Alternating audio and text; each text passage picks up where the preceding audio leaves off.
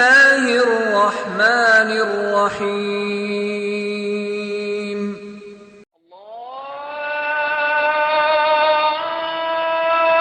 الله أكبر الله أكبر.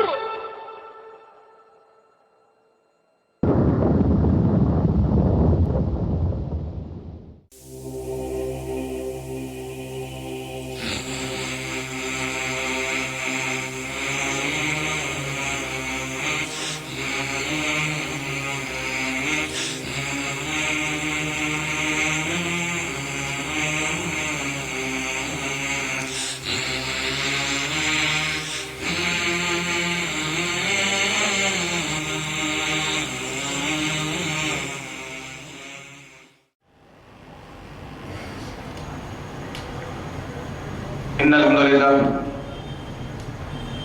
لله الذي نستعينه ونستغفره ونؤمن به ونتوكل عليه ونعوذ بالله من شرور أنفسنا ومن سيئات أعمالنا من يهدي الله فلا مضل له ومن يضلل فلا هادي له وأشهد أن لا إله إلا الله وأشهد أن محمدا عبده ورسوله أما بعد فإن خير الحديث كتاب الله وخير الهدي هدي محمد صلى الله عليه وسلم وشر الأمور محدثاتها وكل محدثة بدعة وكل بدعة ضلالة وكل ضلالة في النار. قال الله تعالى في القرآن المجيد والفرقان الحميد أعوذ بالله من الشيطان الرجيم بسم الله الرحمن الرحيم يا أيها الذين آمنوا استعينوا بالصبر والصلاة إن الله مع الصابرين ولا تقولوا لمن يقتل في سبيل الله أموات بل أحياء ولكن لا تشعرون. رب اشرح لي صدري ويسر لي امري واحلل عقدة من لساني يفقهوا قولي رب زدني علما رب العالمين.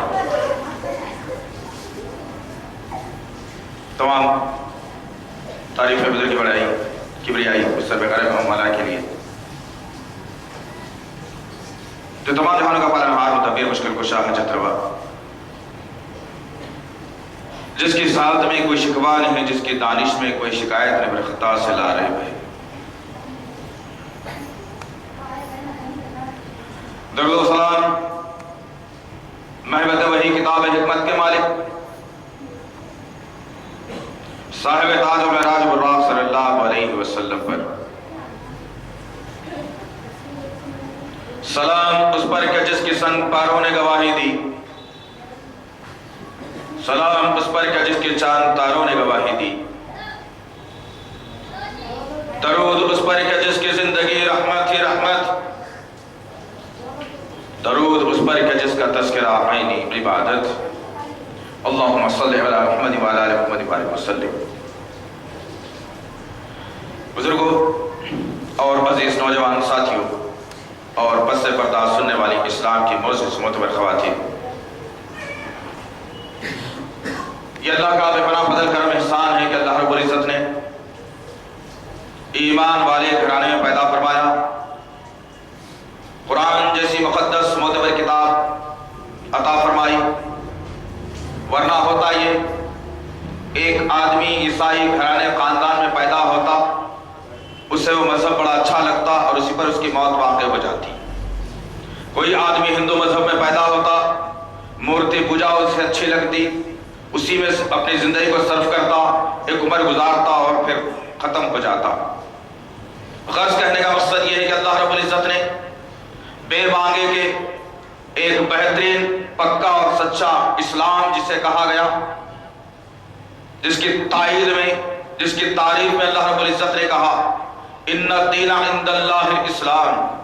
کہ بے شک تمام دنوں میں اللہ رب العزت کو اسلام بہت پسند ہے. اس اسلام پر میں اور آپ چلنے والے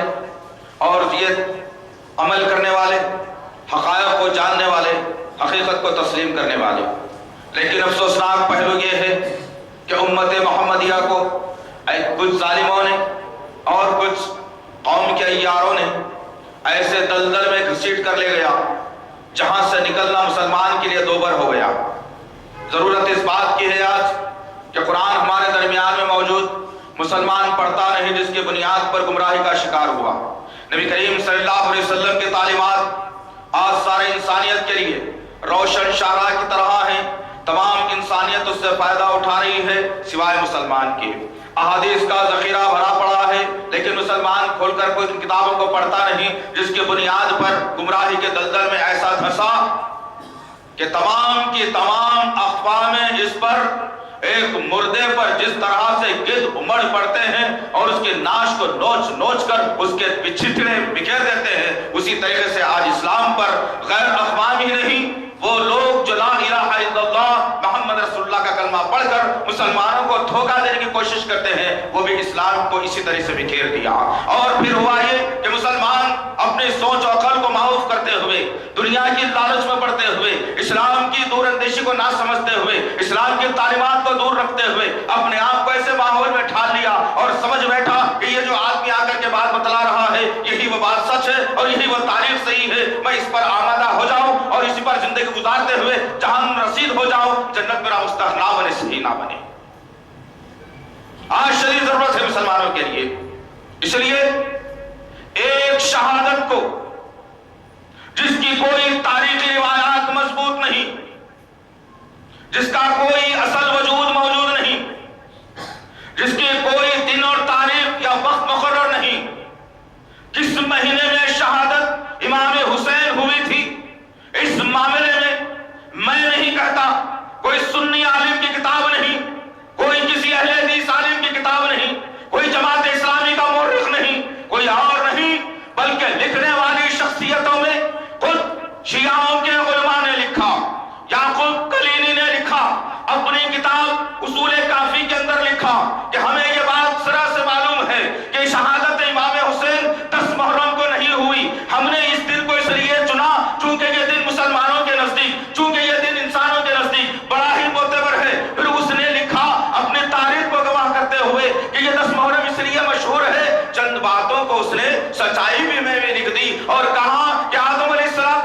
کو 10 محرم کو نہ روح بخشی گئی تھی، 10 محرم کو اللہ رب العزت نے آدم علیہ السلام کو جنت میں داخل کیا تھا، آدم علیہ السلام کی توبہ 10 محرم کو قبول ہوئی تھی، جو ایوب علیہ السلام کو بیماری سے نجات 10 محرم کو ملی تھی، نوح علیہ السلام کی کشتی وہ پہاڑ جودی پر لگی تھی، 10 محرم کا دن تھا، موسیٰ علیہ السلام کو فرعون کے مقابلے میں نجات ملی تھی، 10 محرم کا دن تھا۔ اس نے چند تاریخی روایات کو گنا کر کے کہا کہ یہ دن مسلمانوں کے پاس اور ایمان والوں کے پاس بڑا ہی طاقتور دن ہے اور مضبوطی سے مسلمان اس کو مانتے ہیں، اس لیے ہم نے اس دن کو چن کر کے کہا کہ حسین کی شہادت 10 محرم کو ہوئی ہے۔ حقیقت بات یہ غور کرنے کی بات ہے رضوان محترم، آج انشاءاللہ العزیز اس خطبہ جمعہ میں ہم نے جو عنوان منتخب کیا ہے یہی کہ شہادت ایک یا انیک، حقیقی شہادت دن اور تاریخ کے حساب سے، وقت کے حساب سے، دشمنوں کے حساب سے، ہر شے سے شہادت تاریخ گواہ ہے، غلط نہیں ہے، لیکن ایک شہادت کو مسلمانوں کے ذہنوں میں اتنا ابھارا اور اتنا پیوست کر دیا گیا، مہر کر دیا گیا ان کے ذہنوں پر کہ ان کی اصلی تاریخ گم ہو گئی، بناوٹی تاریخ پر مسلمان پریشان حال ہے حقیقی طور پر۔ اس لیے کہ یہ شہادت سے پہلے کیا اسلام کے لیے شہادتیں ہوئی یا نہیں؟ نبی محترم صلی اللہ علیہ وسلم ان شہادتوں پر اپنی آنکھ سے آنسو جاری کیے یا نہیں؟ ان کو تمغات سے نوازا یا نہیں؟ یا پھر یہی ایک شہادت 10 محرم کی ہے جس کو نبی نے سراہا تھا یا نبی نے جس کو بڑا کر کے بتایا تھا یا نبی نے اس شہادت کے بارے میں مسلمانوں کے سامنے بہت بڑی تقریر کی تھی؟ ہرگز نہیں ہے۔ آئیے آج کے اس نشست میں ہم جائزہ لیتے ہیں، ایک شہادت نہیں ہے اسلام کے اندر، ایسی کئی شہادتیں ہیں جس کو آج دشمنوں نے تاریخ کے اوراق سے غائب کر دیا، لیکن الحمدللہ ان کی تاریخیں آج بھی سلف صالحین کے پاس موجود ہیں، الحمدللہ آج ان کی تاریخیں احادیث کے اندر موجود ہیں، آج ان کی تاریخوں کے بارے میں اللہ رب العزت قرآن قرآن میں کہتا ہے، اللہ نے سورہ بقرہ کی آیت نمبر 151 اور 152 میں کہا کہ یا ایھا الذین آمنوا استعینوا بالصبر والصلاۃ ان اللہ مع الصابرین، اے ایمان والو جب تم پر کوئی مصیبت یا پریشانی آ جائے تو تم صبر اور نماز سے مدد دینا، بے شک اللہ صبر کرنے والوں کے ساتھ ہے۔ پھر اللہ نے پہلی کیٹیگری سمجھائی کہ تمہیں کہاں صبر کرنا ہے، کہاں تم کو اللہ کی مدد آنی ہے۔ پہلی کیٹیگری بتا کر اللہ کہتا ہے وَلَا تَقُولُوا لِمَن يُقْتَلُ فِي سَبِيلِ اللَّهِ أَمْوَاتٌ بَلْ أَحْيَاءٌ وَلَٰكِن لَّا تَشْعُرُونَ۔ کہاں اللہ رب العزت نے تمہیں اللہ کے راستے میں قتل ہو جانا پڑے یا تم اللہ کے راستے میں قتل ہو جاتے ہو تو یاد رکھو تم مردہ نہیں ہوتے ہو، تم زندہ ہوتے ہو۔ اللہ تعالیٰ کو اس کا شعور ہے، تمہیں اس کا شعور نہیں ہے۔ اللہ نے گارنٹی دی جو اللہ کے راستے میں شہید اور قربان ہو جاتا ہے اسلام کو بچانے کے خاطر، اللہ نے ایمان والوں کے جذبے کو بلند کیا۔ کہیں ذہن میں یہ نہ آ جائے کہ میں تو مر جاؤں، لیکن اللہ یہ عارضی زندگی کے علاوہ بھی اور ایک بہترین زندگی دینے کا وعدہ کیا ہے، بہترین مقام دینے کا اللہ نے وعدہ کیا ہے۔ اللہ فرماتا ہے کہ جو قتل ہو جاتے ہیں وہ زندہ نہیں، وہ مردہ نہیں، وہ زندہ ہے، لیکن تمہیں اس کا شعور ہرگز نہیں ہے۔ آئیے دیکھتے ہیں اسلام کے اندر اس خوشخبری کے بارے میں، آئیے دیکھتے ہیں صحابہ کے اندر کہ جب اسلام ان کے سینوں میں نہیں تھا تو ان کی زندگی کیا تھی، جب اسلام ان کے سینوں میں آیا تو ان کی زندگی میں تبدیلی کیسے آئی۔ پھر میں اور آپ اپنے گریبان میں منہ ڈال کر سوچنے کی کوشش کریں کہ برسوں سے میں اور آپ مسلمان ہیں، ہم نے اسلام کے چمن کو کتنا غارت کیا ہے، کتنا اس کو ہرا بھرا کیا ہے، کتنا اس کو تباہ کیا ہے، کتنی اس کی ہم نے فکر کی ہے۔ ان کی زندگیوں سے روشنی لینے کی ضرورت ہے یار۔ اسلام عرب کی سرزمین پر ابھی پنپ رہا تھا، لوگوں کے دلوں میں اسلام کی روشنی پھیل رہی تھی، نبی کریم صلی اللہ علیہ وسلم کی تعلیمات سے لوگ روشناس ہو رہے تھے، معبودان باطل کی توہین ہو رہی تھی، خاندانی منصوبہ بندی پر میل دیا جا رہا تھا۔ چند گنتیوں پر انگلیوں پر گنے جانے والے ایمان والوں کی تعداد، عرب کی کل آبادی 5000 سے کچھ زیادہ، جس میں سے کچھ کم و بیش 20 یا 25 لوگ نبی کریم صلی اللہ علیہ وسلم کے ساتھ ایمان کی آغوش میں پناہ لیے ہوئے ہیں۔ اور کوئی مالدار، کوئی طاقتور، کوئی حکمران، کوئی قبیلے کا سردار نہیں، غریب اور غربا لوگ جن کو اس وقت کے سرداروں نے بازار سے خرید کر لا کر اپنے غلامی کے لیے رکھا تھا، انہی لوگوں نے سب سے پہلے اسلام کو اپنے سینے میں جگہ دی۔